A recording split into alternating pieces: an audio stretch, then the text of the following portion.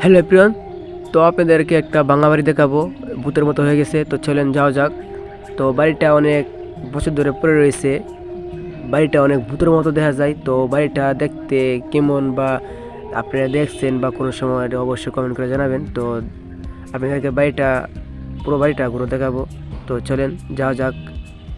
তো আমি এখানে কিছু কথা বলবো। তো কথাগুলো হয়েছে, এই বাড়িটা মালিক আসছিল, তো মালিক ঢাকা চলে গেছে।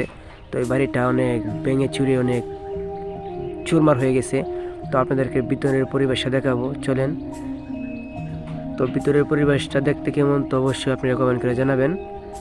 আর এই বাড়িটা অনেক অনেক বছর ধরে পড়ে রয়েছে।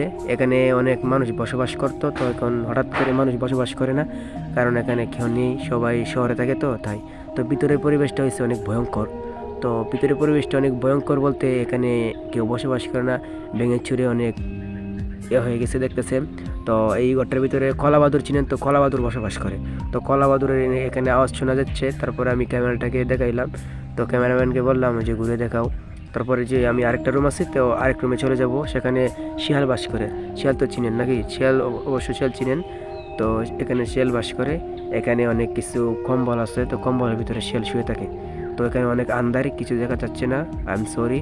তো আপনাদেরকে এটা দেখাচ্ছি। তো আমি ভিডিও করতেছি, অনেক ভালো ভালো ভিডিও করতে চাই, তো আপনাদেরকে আমি বিনোদন দিতে চাই।